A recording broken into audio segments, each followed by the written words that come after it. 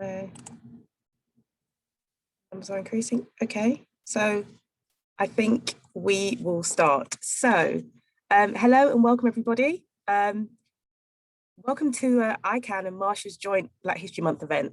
So I'm Marcia McFarlane and I work at Marsh in our digital team, and I'm also an iCAN committee member, and therefore I'm very excited to be given the opportunity to open what will be a very interesting and thought-provoking conversation. So for those of you who are new to iCAN, who are we? So we are an independent volunteer-run network that supports multiculturalism across our industry. By hosting events such as this event today, we hope to support our sponsors and our network members with recruitment, mentoring, and also by collaborating with other like-minded networks, we can bring about change for Black and underrepresented colleagues within our industry. So before we go any further, I just want to shout out to all of the iCAN committee members who have worked tirelessly to pull this event off today, to Charles and to our keynote speaker, Shereen Daniels. Remember to follow iCAN on LinkedIn, and I just want to mention to you all that this event is being recorded. Please post all of your questions through the chat function and or through the Zoom Q&A. This will be a very interactive discussion, so please keep your questions coming.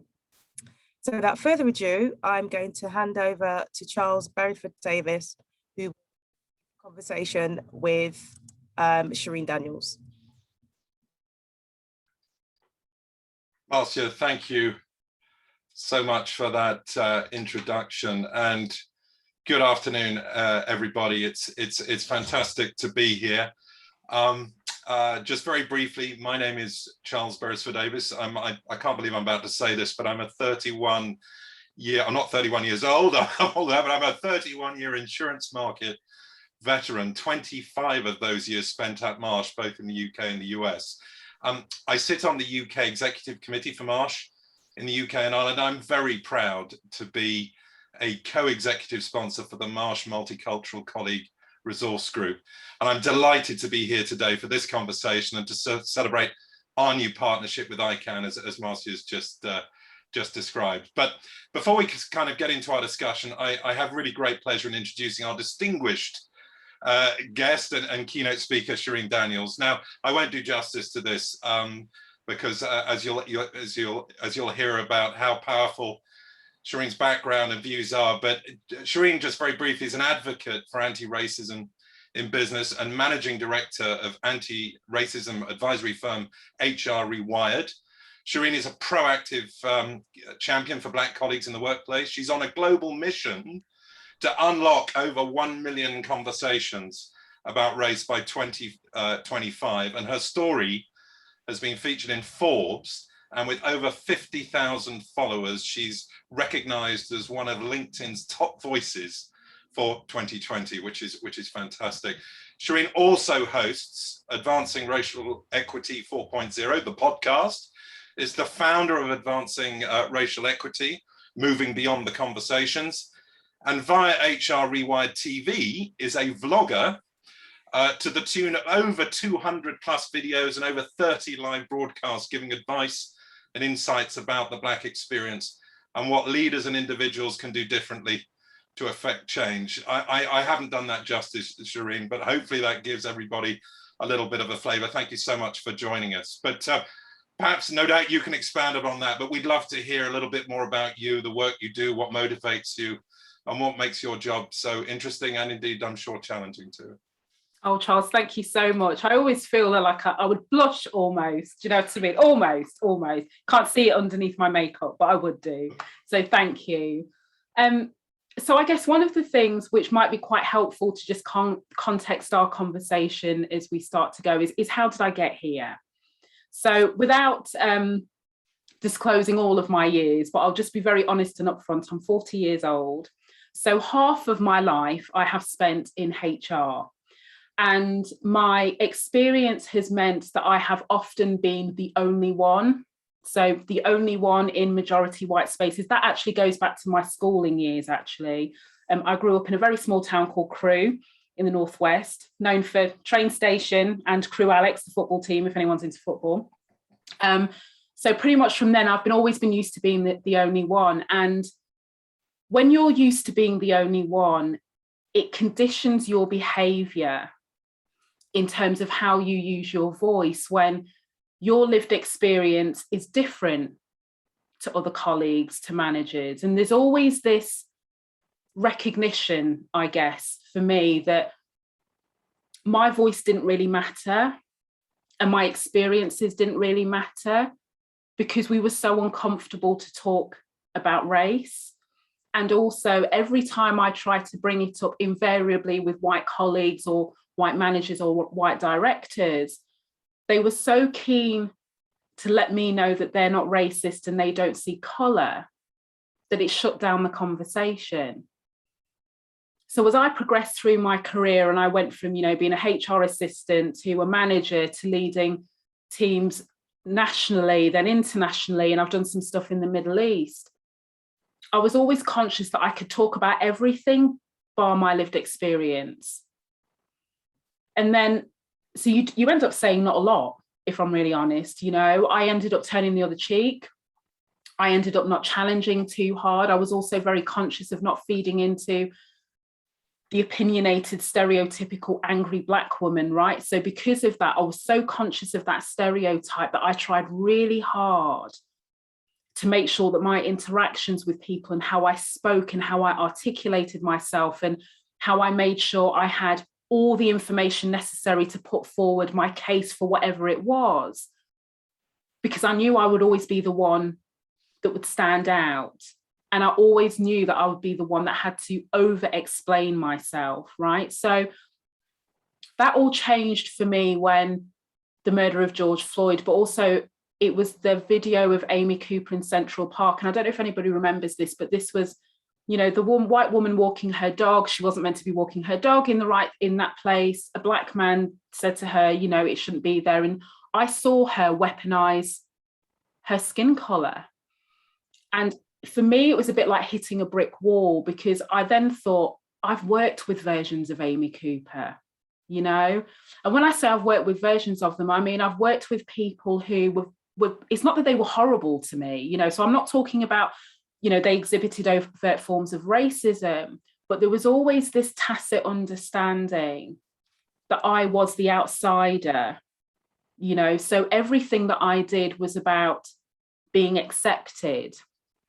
And in that moment, when I saw that video and obviously all the protests that start to come out from that, it was that realization for me that I spent 20 years of my professional career working in fear.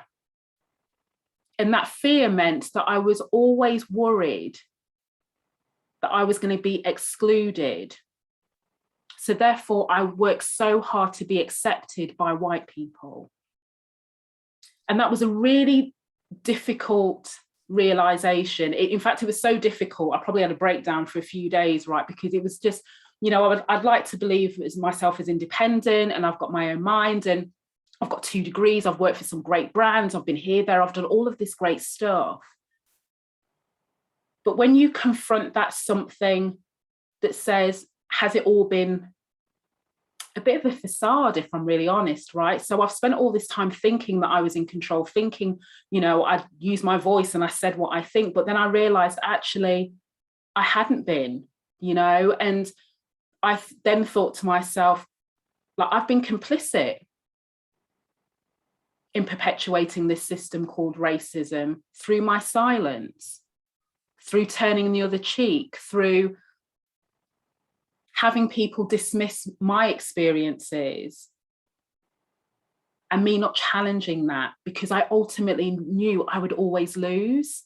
So I just left one business to go to another and invariably something else would happen and you kept going.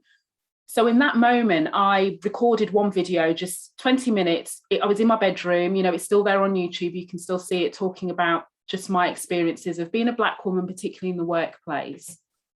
So I talked about this idea that, if you're joining a team and you're the only one, the chances of you being successful to be hired is only on the assumption that they've not had other Black people before, or they've had other Black people before and they've been high performers. Because if you're coming in for the person who wasn't a high performer, who just happened to be Black, that's it. And you would hear managers say, you know, I gave that person a chance and they let me down, so I'm a little bit worried about, you know, giving another person who is different. So all of this, you know, was in my mind. And, you know, I'm not going to lie to you, Charles, I was really afraid of sharing this video publicly. You know, at the time I had probably like 3,000 followers on LinkedIn. Wasn't a lot. So it wasn't like I was this big profile. I was nobody, you know, I wasn't working for a brand. I was just a mum of 2 kids who felt really strongly about this. And I remember my partner said to me at the time, like, if you're so upset about sharing this, why are you going to do it? And I said, I have to. Because where has my silence gotten me as an individual? But also those of us of the African diaspora, however you identify in whichever part of the world, where has our collective silence gotten us by not facing into this? And so because of my honesty, I guess, and I've, you know, people have seen me cry, they've seen me go on this whole journey because I shared it with everybody. I didn't show up as, you know, Shirin, the HR director, and, you know, I didn't show up as the founder of HR Rewired. In fact, I didn't do anything with the business because I thought I just need to talk, and I didn't want people to unsee me, like I'd felt unseen for all of these years. And what happened was more and more people started engaging in my very soft focused videos where I was in the kitchen, I was in, you know, in my office, I was all over the place, and hair wasn't combed, and it was just me. And it was the first time I felt like I could be me. I wasn't worried about how people would perceive me because I didn't have makeup on and I was in my gym gear and, you know, slightly rounder than I was after having 2 children, all of these things, because we're so worried about how we show up to other people. It wasn't professional. I swore too much. I'm working on that, still toning down the swearing. But in that moment of crisis, I guess, my personal crisis, and I was very honest and have been very honest about my journey in this, it touched something in other people. And what it also said is, it's okay to talk about this. In fact, we have to talk about this. And as I kept recording more and more videos, like you said at the beginning, that wasn't planned, by the way. I just carried on. I just thought, well, in for a penny, in for a pound, I'll carry on, right? I'll do more videos. Genie's out of the bottle. Exactly. And, you know, I had CEOs start reaching out to me and saying, like, we had no idea. Like, we've been watching your videos. They didn't tell anybody because, you know, that's always as it is, isn't it? Exco never tell anybody where they're looking, right? But they said, we have no idea. But we can't pretend we don't know now, you know. And then I started to get the requests, you know, from smaller companies, then bigger companies, then, you know, big old multinationals all over the world. And it's all about people wanting to do something that addresses systemic racism. And I think anyone that's seen any of my views, my content, what I'm really clear on, this issue that we face, particularly that impacts the African diaspora, and other minoritized communities, but I'm focusing specifically on Black people for a moment, is not one of diversity and inclusion, it's one of racism. It's one of marginalization, it's one of exclusion. So if we have any chance of making a difference, we can't control what happens in society, but within the 4 walls of companies, there is a massive amount of control that we have. We have to be willing to name it for what it is. We have to be willing to examine our own relationship with racism because we all have one. It's just very different, right?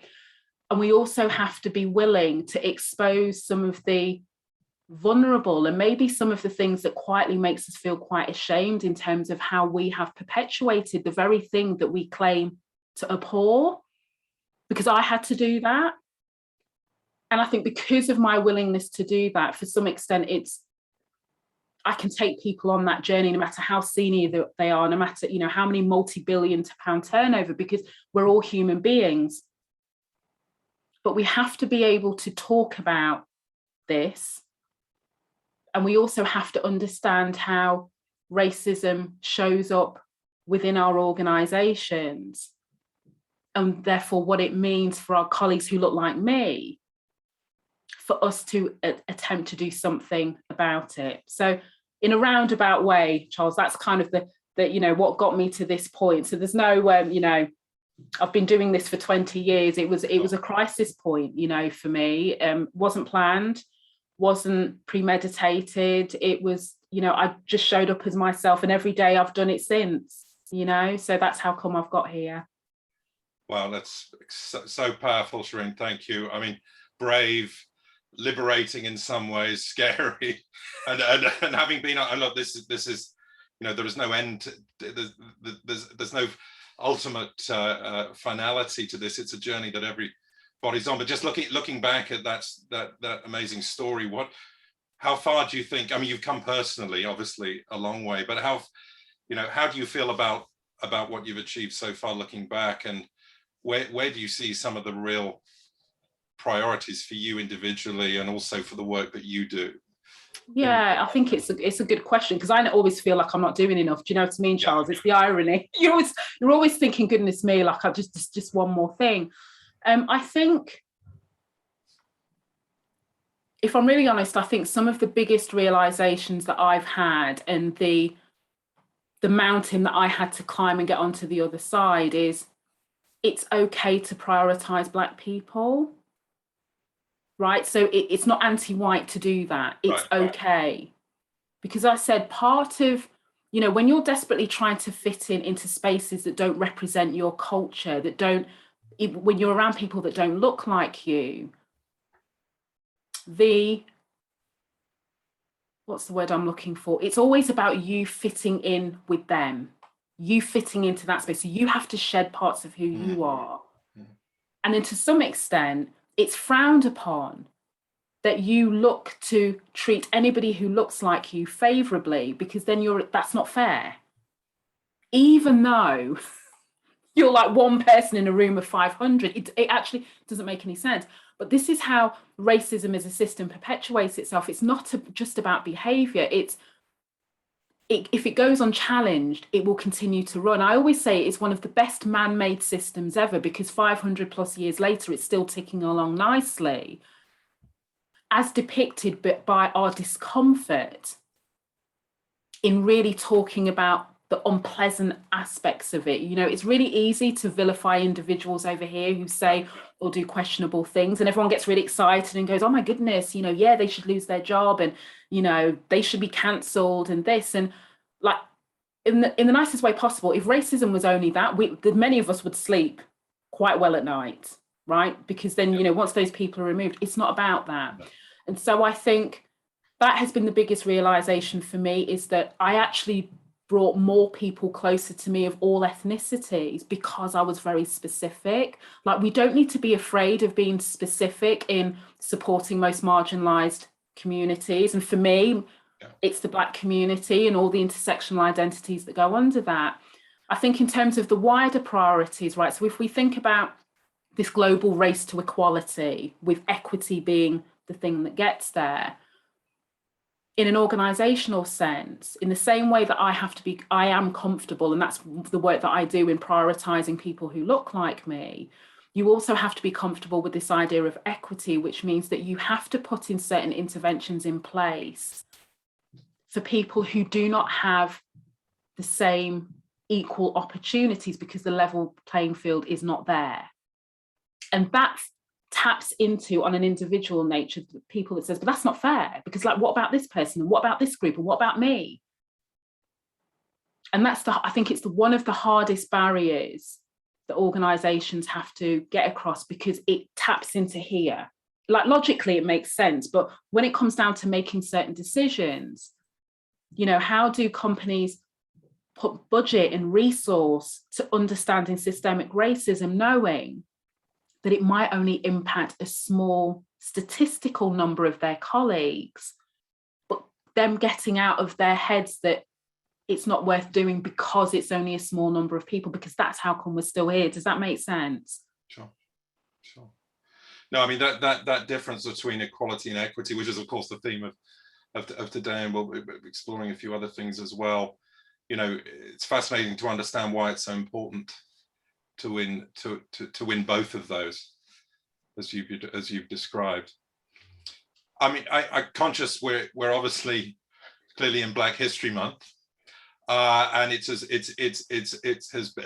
bigger than ever. I mean, and we see so much more sort of dedicated content on mainstream TV, but also on the streaming platforms. And I think I've turned her off just in case I say her, just in case she goes off in the background. But you can even ask Alexa to quiz you on Black history. Even supermarkets have banners celebrating Black History Month. I mean, how do you feel about this explosion of awareness and celebration, but really cutting through to the core of the issue? How do you feel the national conversation, but also the corporate conversation around Black History Month in particular, but everything that goes with it, has evolved?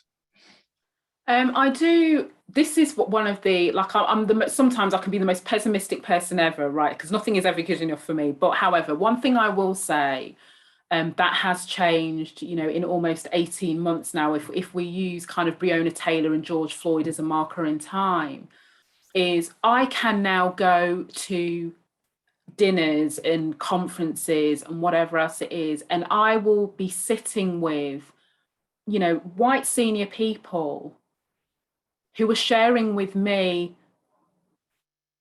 how they started to understand what white supremacy is and what white privilege is, and this notion of, you know, them almost trying to protect their own feelings and not stuttering over those words, right? Because, you know, we see in the mainstream media, everyone's like, oh my goodness, we should ban this word and that. But I'm seeing in real casual conversation, and we're talking about it like we would talk about P&Ls, you know, in terms of, and that's, for me, that's, you know, so at the beginning when you mentioned, you know, 1 million global conversations about race by 2025, because the message behind that is we need to normalize these conversations, because that's the only way that we can, you know, we can get to the root and fix some things.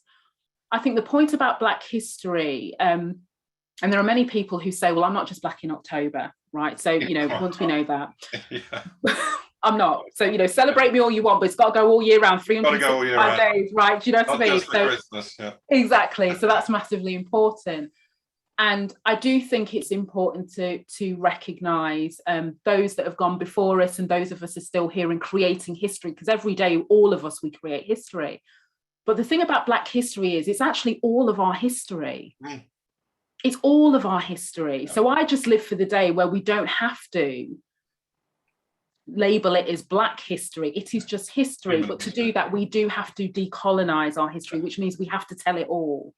So I think that's the point. I think in terms of where it's moved with the corporate conversations, I think, if I'm honest, the companies who have spent a bit of time with me, you know, so they're learning, is they're also starting to use Black History Month as an opportunity to recalibrate some of the programs and the interventions that they put in place since, you know, whether it's Black Lives Matter or the global protests of last year. So it's almost like they're, you know, like how we always have at the end of the financial year, you do salary and pay review, right? So Black History Month for them is also an opportunity to say, what have we done that's made a difference for our Black colleagues?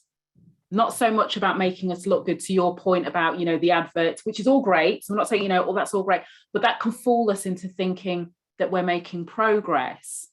You know, and a lot of the work that I do, particularly at an exco level, is to say, you know, representation is important, but it's an output.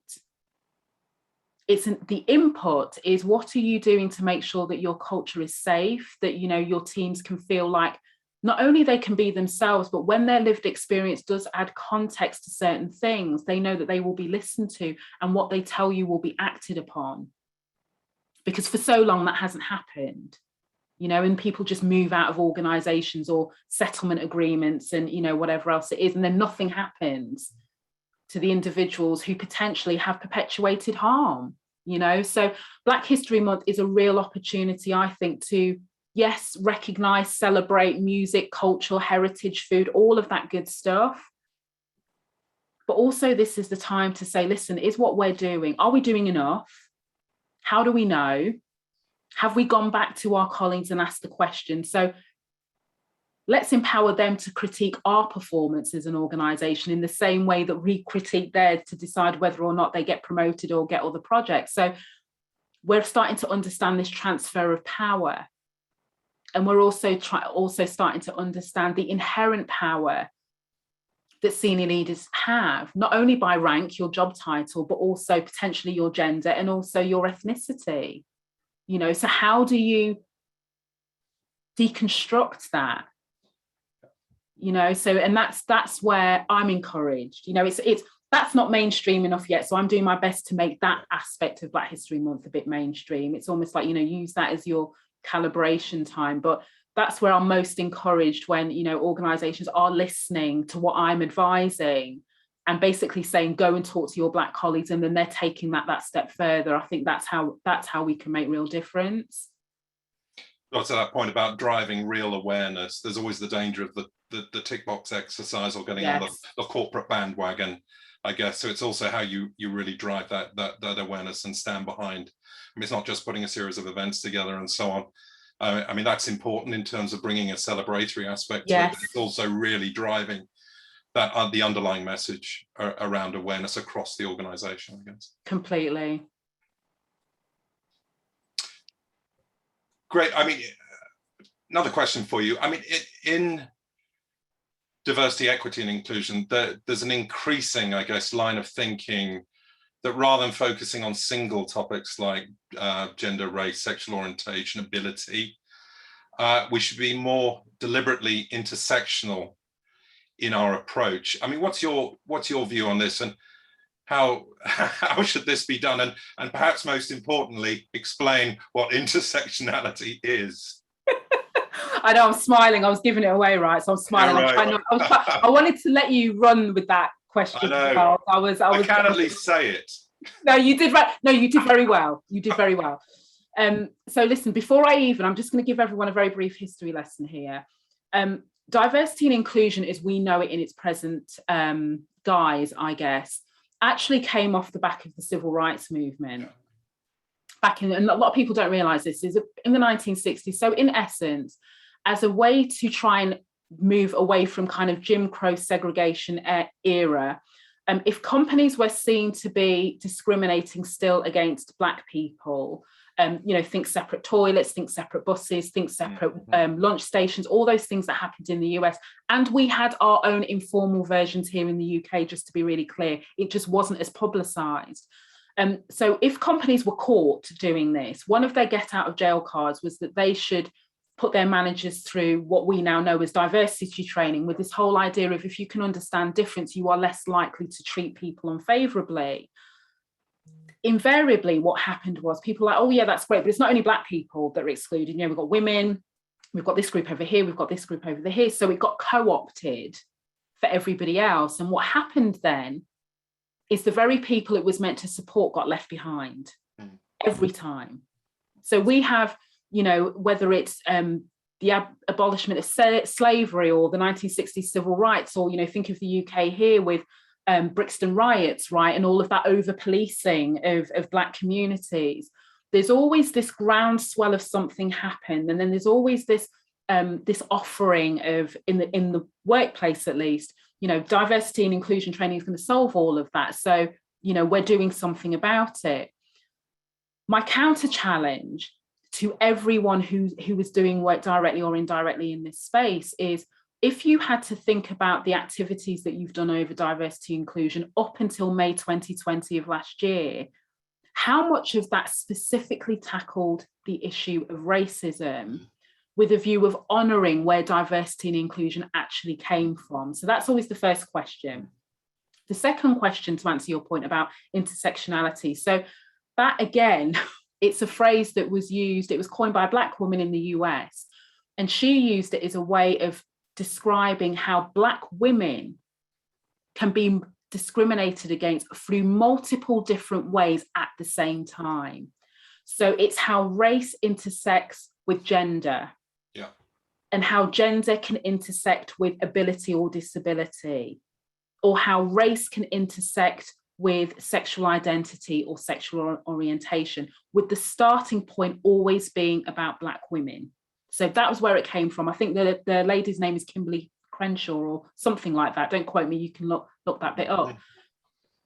And again, so even when she came up with this phrase as a way of trying to understand how it's not just about us being Black that dictates our experience in the world. What she's saying is you have all of these other things. So it's just like racism doesn't exist or white supremacy doesn't exist on its own. You have to then also understand patriarchy.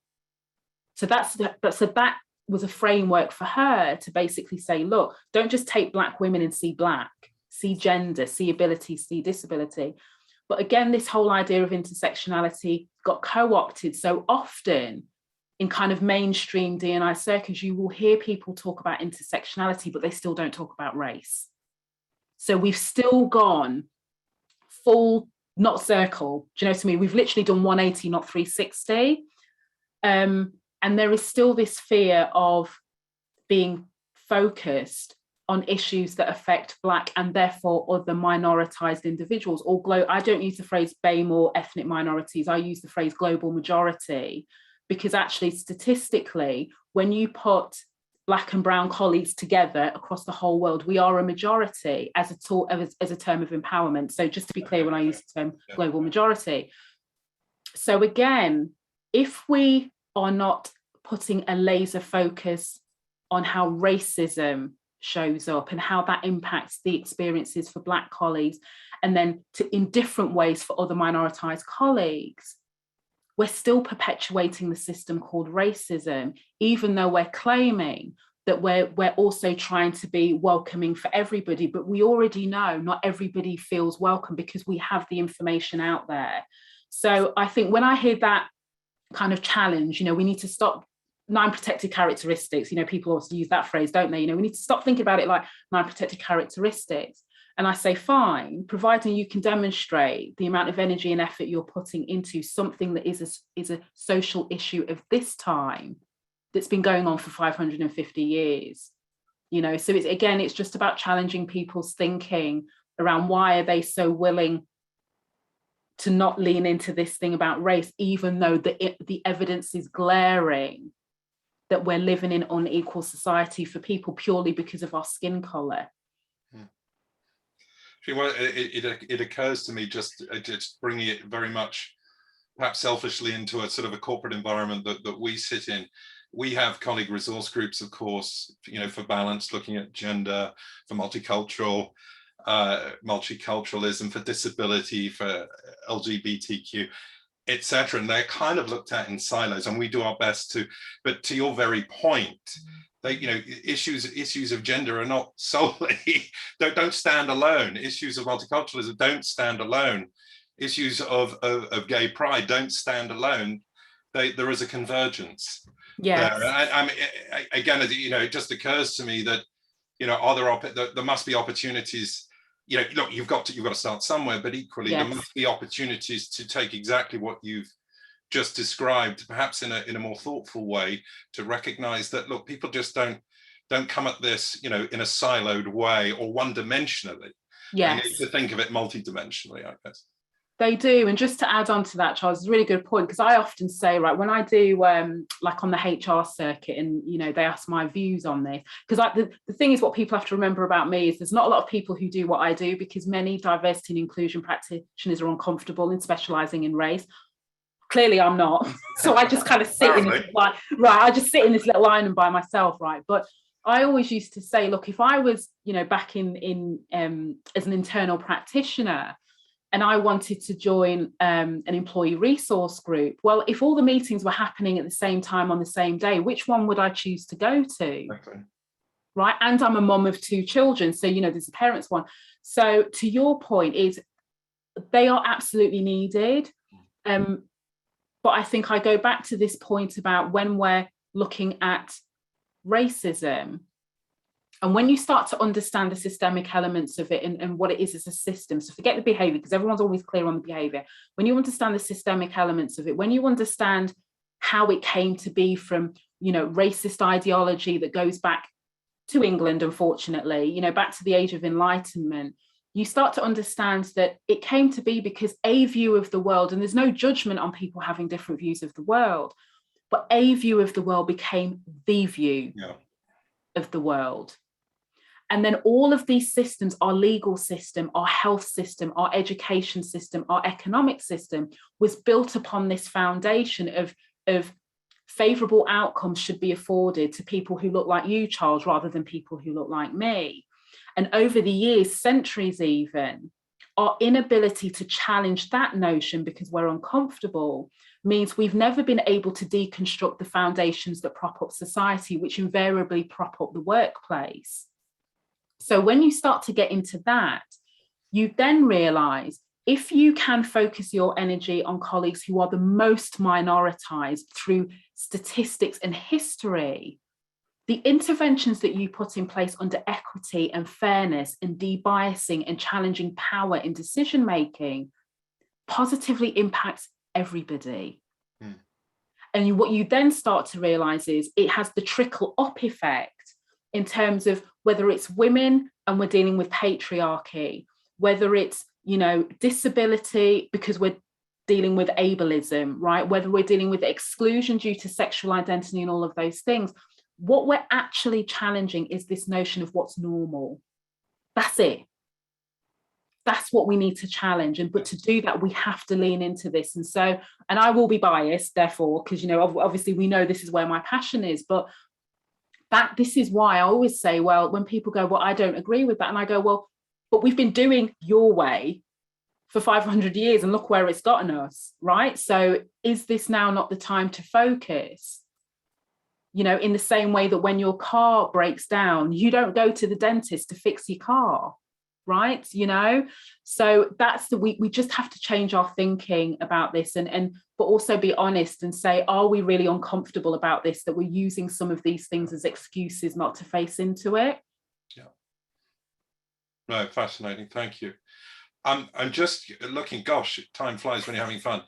Oh my goodness, it does. Sorry. Look, I can talk. I literally can talk for England. I know that there's some great comments in the chat, and I know we want to have some time. I know that for some Q&A, but there was perhaps we can briefly just explore one area which you know, just thinking about this particular session keeps coming up, and given the reality of the world we're living in, is just that post-COVID working environment and the return to the office. I know it sounds very practical, but actually, you know, so many colleagues have been flagging a whole range of issues, you know, across the network on this. So, you know, with the end, well, here's me about to say, with the end of the pandemic in sight, we know things are fragile, clearly at the moment, but you know, there is definitely there is a move back to the office. There is encouragement. There's no mandate, but there is encouragement because of the, you know, the benefits of face-to-face collaboration and training and all the rest of it that goes with that, and just a change of scene as much as anything else. But I was shocked to read about a recent survey by Future Forum, you know, consortium focused on building a way of working that's flexible, inclusive, and connected. They did a survey of around 10,000 workers, found that 66% of Black respondents want a flexible schedule compared to 59% of white employees. But the survey concluded that Black workers are happier in their jobs and have a more favorable view of their employer when working remotely. I just wondered what your thoughts were on this and why it's so important that we understand this dimension. Yes. Goodness me, right. So I'll try and make this really quick, because it is a topic of conversation. If I'm honest, like every week I'm having different conversations about what organizations can do. So if I can summarize, and I'm going to make it overly simplistic just to make the point here. When George Floyd and the global protests happened last year, you had, it's like anything, a third, and a third in terms of companies' response to this, right? So a third of companies went hot off the gates, knee jerk. Oh my God, you know, we're going to do the posting hashtags, doing the most over here. You had a third of organizations that literally went, this is just all going to go away in 2 months. Like, you know, let's say nothing and it will go. There'll be something else, right? So let's not do anything. There was the middle third that said, we're going to do something, but that something is going to be about, let's just hire more Black people because we've realized people are looking at our About Us section on our website and it doesn't look so good. Underneath all of that, going back to all the things that I've talked about in terms of when you start to understand the intricacies and the context of racism as a system, in the same way that I went on a journey myself as an individual, your colleagues have gone on a journey, because what happened was all these things that we thought was just, so I used to think, I internalized it, it's just me. It doesn't happen to anybody else. So I'm not good enough. This is the reason why I'm not getting promoted. This is the reason why people are talking over me. This is the reason why nobody wants to listen when this client or this director has said this, you know. And then when you start to hear everybody else's story, you go, hang on a minute. So as we start to unravel our relationship with racism, even as you know, Black people, and I don't mean to talk on behalf of every Black person, I'm just using myself and many conversations I have as context here. If the organisation hasn't leaned into this and hasn't had those conversations, you've had all of this time of absence. Yeah. All of the microaggressions are no longer there. All of the interactions with managers that have said questionable things, or directors that have ignored or excluded or exhibited favouritism, you no longer see. So when everyone's talking about return to the office, a lot of Black colleagues are thinking, well, hang on a minute, I'm a different person now. And I'm more aware of some of these things. And I'm also more aware that I don't have to put up with them. But if you put me back in this same environment, when I know we haven't had the conversations about race, I know we haven't committed to action, there's going to be problems, because there's going to be some things that people do or say that I am no longer going to accept, like I used to do prior to May 2020. And actually it's exhausting if the company hasn't done anything and I come back as, you know, the only Black person on the team, or me and my colleagues, and we're expected to be a spokesperson about this. We're expected to educate people. We're expected to have all the answers and write the statements and chair the Black ERG groups. Like, I'd rather just stay home, you know, and I know I'm overly simplifying it, but at its root cause, it's safer to be at home, you know, and particularly because you're at risk if organisations haven't done anything. So, and nobody really wants to hear that, Charles. They're all like, oh. And I'm like, yeah. It's a tough message. It's a tough one, because that's the consequence of inaction. And I don't say that to sit in judgment, right, or cast judgment. I'm saying this is the reality. You know, we already know that this global race to equality, the clock started ticking. And now when you've got public pressure, you've got institutional pressure, you've got customer pressure, you've got colleague pressure. So all I'm saying is maybe this is the time that you actually say, do you know what, we haven't done enough. And we need to. And then one of the things that you have as your strategic priority is, how can we ensure that our colleagues are safe? In the same way we have to ensure physical safety because of COVID, how do we ensure psychological safety, acknowledging the fact that maybe there were some things that we should have done that we didn't? And what have you seen work effectively just from the work you do, in terms of, you know, what is best practice? What have you seen as best practice of how businesses or organizations, you know, whether here or internationally, what have you seen work effectively in bridging that chasm and reaching out? I mean, look, you know, I framed it by saying we see the end of the pandemic in sight. Who knows? But no, I know what you. I know. No, don't worry. I know exactly. Yeah. I know what you mean. The point is, the world has changed. Yes, the world has changed, and everyone's talking about flexibility, and everyone's talking about a reassessment of the work-life balance, but it goes much deeper than that, as you've described. But I just wondered, I'm curious, and certainly, you know, we're very keen to learn about what good looks like and what work. I think there's a couple of things, really practical things. I think the first thing, only because I've done this a number of times, we're still doing it with people all over the world on this, is as a exco, you have to make a conscious decision about where this fits with your values, because it's the only way that enables you to navigate this without getting caught up in what I call the politics of it all, because that's what stops people from leaning into this.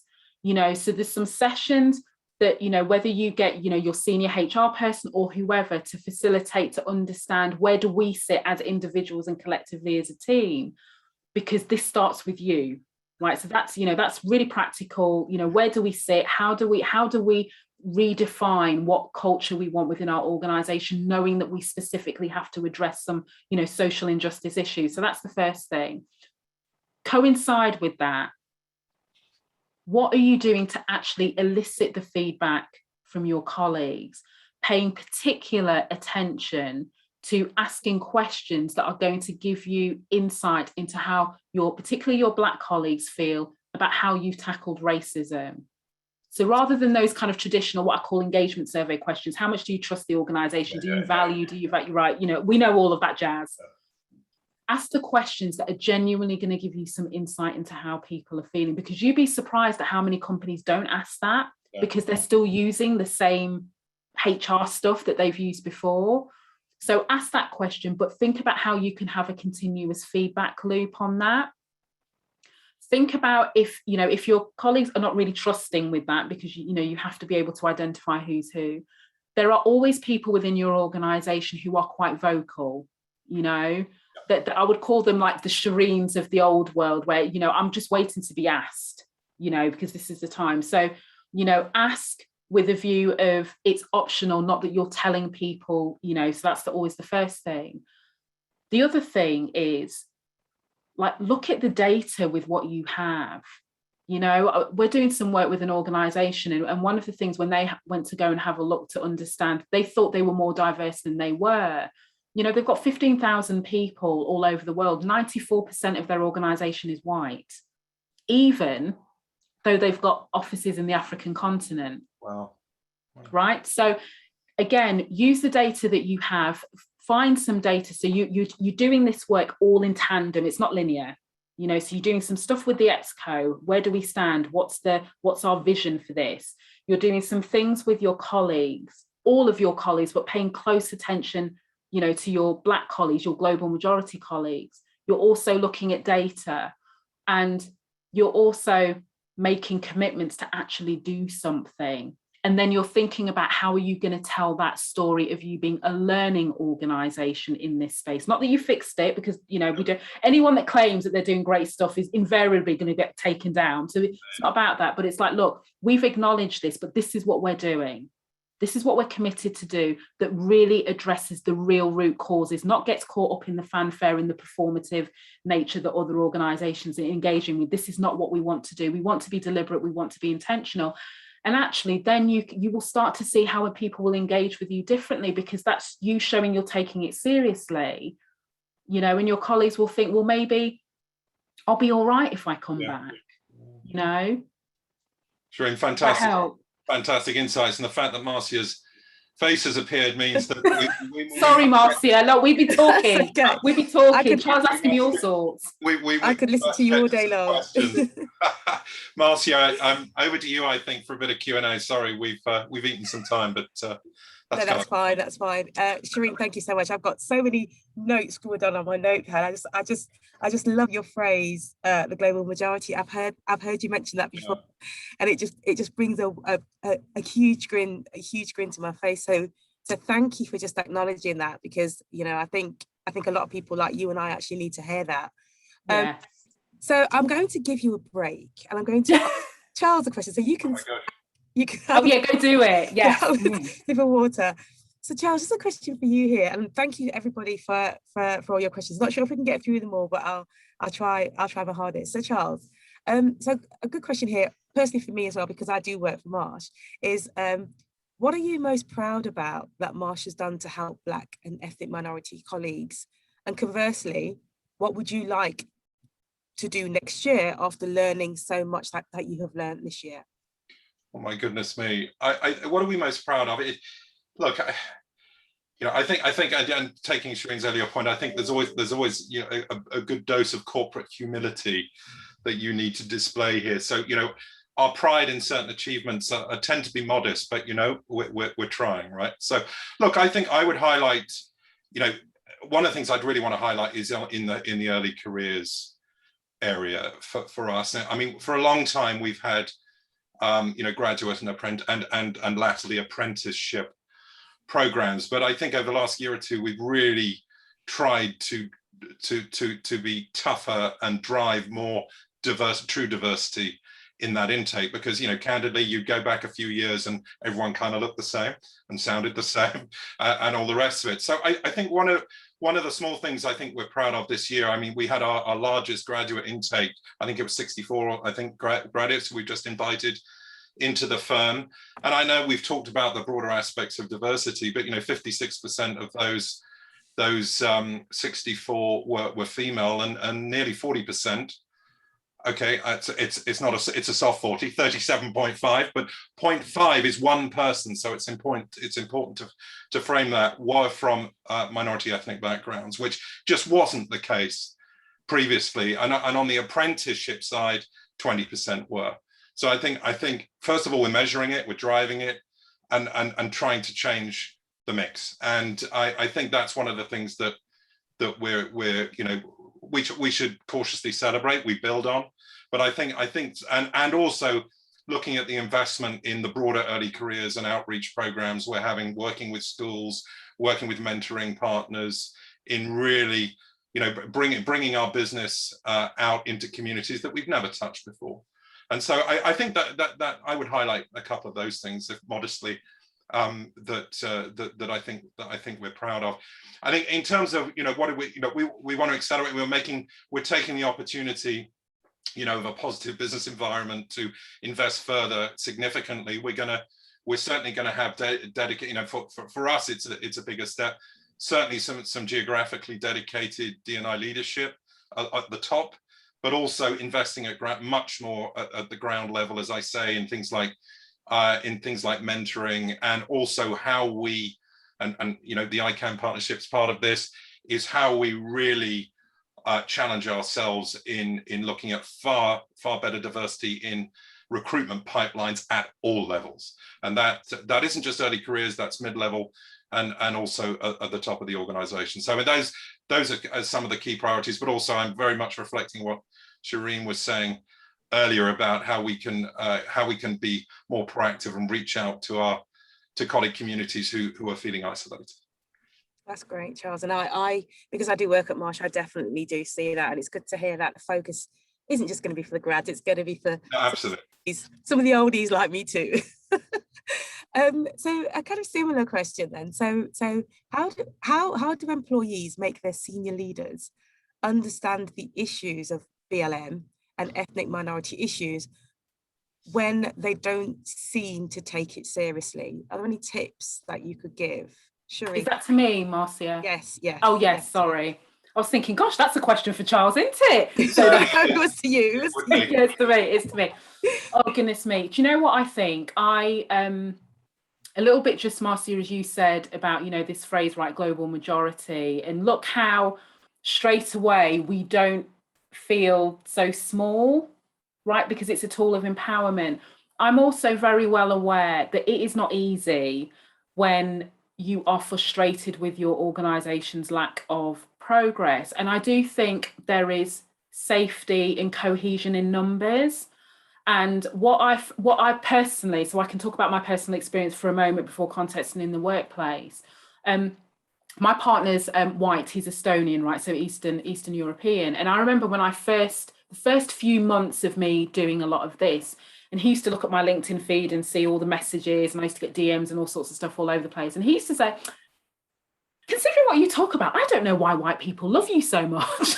And I was like, I know. However, the point is that when you see one person speaking out about things that it's always niggled at you, but you never really had the voice, it makes it a lot easier for people to gravitate to you. So what happened was, that's how I went from 3,000 followers to 53 or whatever silly number it is now, purely because people gravitated towards me because they liked my authenticity. They like the fact that I use my voice. They like to use Charles's phrase. I probably wouldn't use it about myself, but Charles, I'll take it because you said it. They like the bravery that I displayed. And what I would say is it is risky, to put your head above the parapet. But if you think not just about racism, if you think about all the things that maybe culturally aren't right within organizations, I'm not picking on Marsh for this, I'm just saying in general terms, a lot of that is allowed to run because we don't speak up enough, and the flip side of that is if we don't talk about things, how do people know? So even if, and I'm not saying that you haven't done, so even if you've tried maybe after listening to some of the things that I've said, it might motivate you to try again. But also don't forget, this is why when I was answering Charles's earlier question, why it's so important to do some work at an exco level, which is I spend most of my time, because you have to prepare that team to be open and receiving of colleagues across all ranks within the organisation, because they don't have the privilege and the power to be able to improve things for themselves by themselves, right? So there's a responsibility there. So that's why you need the two things, because the second we stay silent, like I stayed quiet for 20 years, I had professional people in my network saying to me, well, racism couldn't be an issue for you because you never talked about it.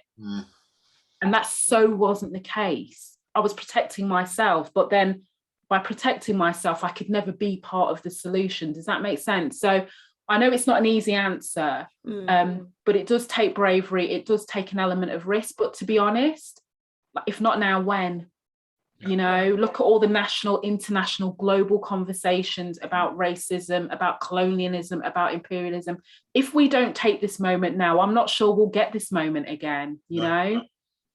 I agree. And I just from a personal perspective, you know, just using the word, just hearing you say bravery, I think I'm, you know, similar to you, I kept quiet for 20 years. I think we're probably very just. You won't tell anybody, Marcia.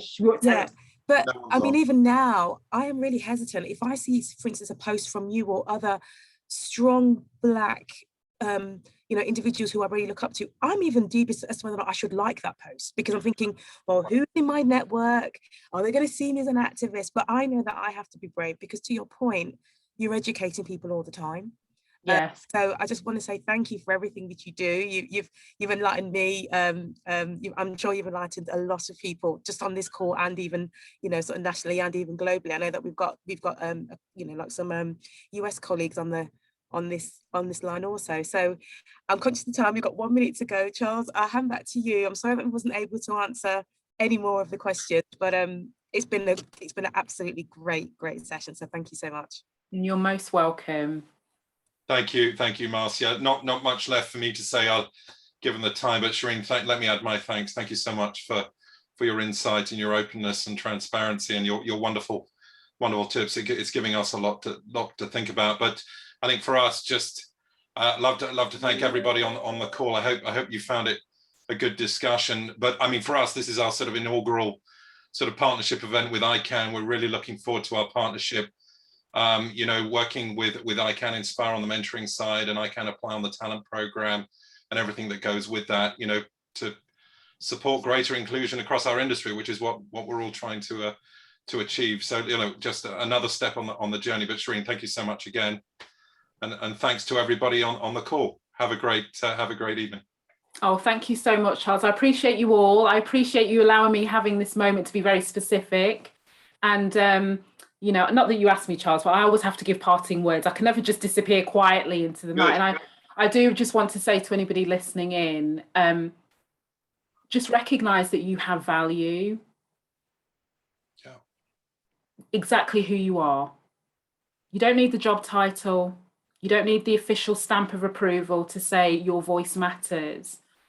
And, you know, this world is lonely enough, right? As we try and deal with, like Charles said, all the things, the changes to pandemic and coming back to the office and you know, all of these things that we can see that are just not quite right in the world. And I guess I never thought I would be able to have the impact that I had. Now imagine if we all stepped into our power, you know, and I just think we could make exponentially so much more progress, but we can do it together without marginalizing each other, but also by recognizing the fact that there are some people who do need a bit more intervention, a bit more support, a bit more airtime. We need to give them the mic more, but that doesn't take away from anybody else. So that I'd just like to leave that as my, in case I never see you all again, that's going to be my... You will, I'm afraid. I'm sorry. You won't get that easily. Oh, thank you so much. Thank you. Thank you. Goodbye, everybody.